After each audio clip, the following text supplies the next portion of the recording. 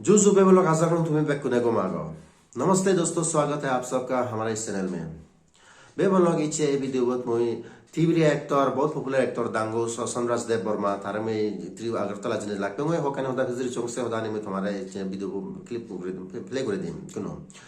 दोस्तों मैं जब अगरतला गया था लास्ट टाइम रिसेंटली एक्चुअली, तो मैंने त्रिपुरा का जो काबरू म्यूजिक इंडस्ट्री का बहुत पॉपुलर एक्टर है सनराज देव वर्मा, ठीक है, तो उससे मुलाकात हुआ, तो उससे कुछ बातचीत किया मैंने। एक्चुअली मैंने सेकंड टाइम मिला, इससे पहले तो एक बार मिला था और इस बार सेकंड टाइम मिला, तो मैंने कुछ बातचीत वीडियो में मतलब कैप्चर किया, वो आपको दिखाने वाला हूँ, आपके साथ शेयर करने वाला हूँ। तो उम्मीद करता हूँ आपको पसंद आएगा। अगर सच में पसंद आता है तो इस वीडियो को लाइक कमेंट शेयर जरूर कर देना, और अगर आप पहली बार आए हो हमारे चैनल में तो जरूर सब्सक्राइब कर दीजिए। वैसे मैं मैक्सिमम चकमा के बारे में, ये म्यूजिक चैनल है चकमा मरोद पे है, बट फिर भी बीच बीच में कभी कभी मैं काबरू म्यूजिक रिलेटेड आर्टिस्ट जो भी है क्या बोलते हैं इंटरव्यू बायोग्राफी ये सब या म्यूजिक वीडियोस बीच बीच में देता रहता हूँ, तो इसलिए आप लोग भी जुड़े रह सकते हैं because we are almost inter related. Hello guys, नमस्ते and welcome back to the channel.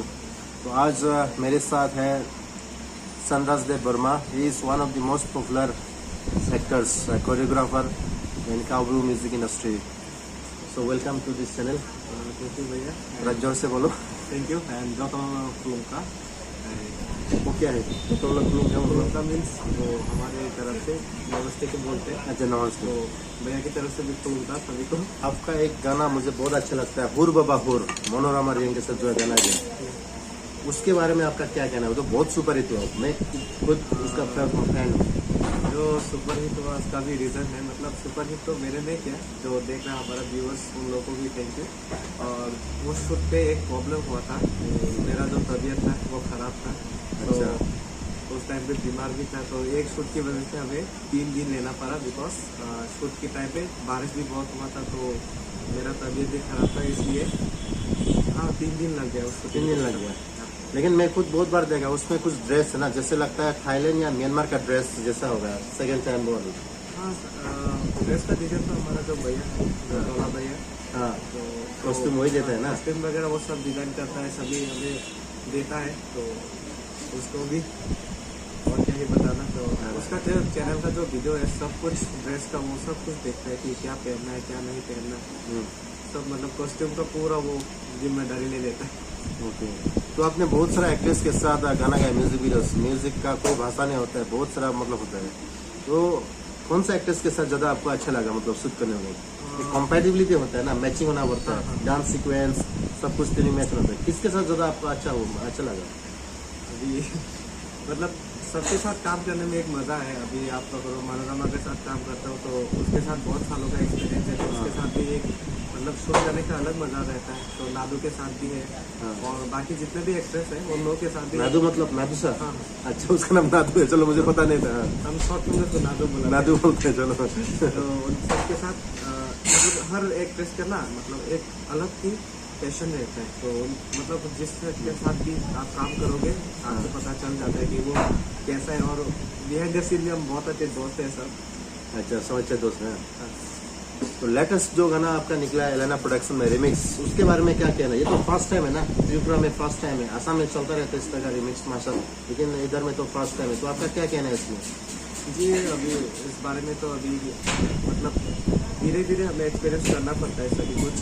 मतलब नॉर्मल गाने तो सभी करते हैं, मैं खुद भी करता हूँ। तो इस टाइम पे जो हमारा भैया है प्रोड्यूसर, उसके साथ हमने कुछ डिसाइड किया कि इस बार कुछ अलग करके देखते हैं। तो उस अलग करने की वजह से अभी जो भी है अच्छा ही चल रहा है।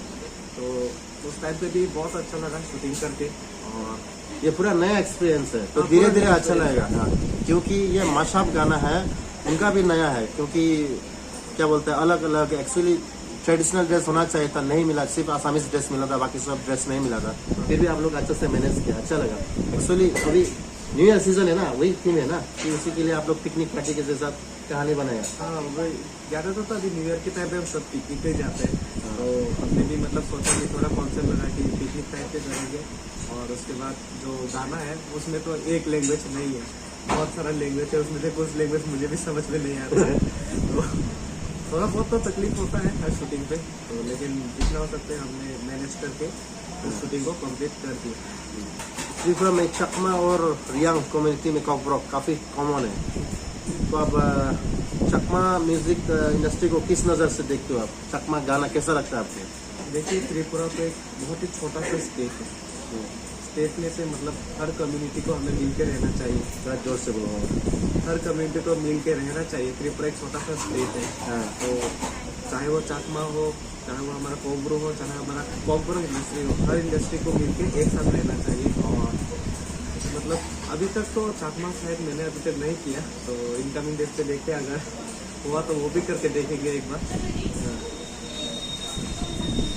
मौका मिलेगा तो करोगे चकमा म्यूजिक वीडियो? श्योर, ऑफकोर्स वो तो करना ही पड़ेगा, क्योंकि हमारा जो चकमा जो है वो तो हमारा त्रिपुरा से ही है ना। तो त्रिपुरा चाहते वो तो इंडिया से तो सभी का सब काम करना पड़ेगा। आपने लगभग पूरा तो हिसाब नहीं होगा, हिसाब है तो बता दो कितना गाना कर चुके हैं अब तक?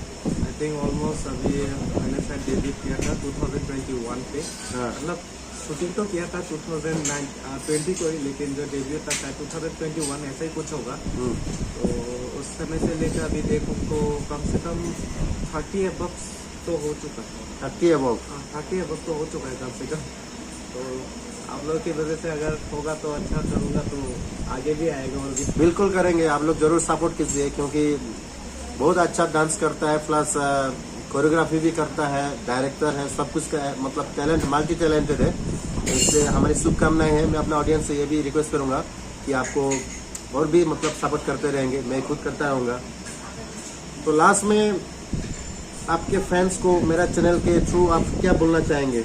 थोड़ा जोर से आवाज़ दीजिए, थोड़ा माइक नहीं है हमारे पास, जैसे जैसे हम शूट कर रहे हैं। एनीवे मैसेज आना चाहिए आपके पास, थोड़ा बता दीजिए। तो अभी आप लोगों को यही कहना है कि जैसे भी रहो अच्छे रहो, और हर साल ऐसे ही हमें सपोर्ट करते रहना, और अपना करियर भी देखना, बस यहाँ पर ही नहीं, क्योंकि हमारा भी बैकग्राउंड में हमारा भी करियर है। तो बस हम यहाँ पे बैठ के नहीं रह सकते, एक न एक दिन हमें भी रिटायर लेना ही पड़ेगा। तो रिटायर जिस दिन होगा उस दिन तो सही बात है, बंद करना ही पड़ेगा, क्योंकि एक जो है होता है ना कि हर चीज़ का एक टाइम होता है, तो उस सही टाइम के हिसाब से मुझे भी चलना पड़ेगा। तो अभी फिलहाल तो बस कॉलेज वगैरह ख़त्म हो चुका है, तो इसलिए अभी नौकरी वगैरह भी ढूंढना पड़ेगा, क्योंकि घर भी है चलाने के लिए।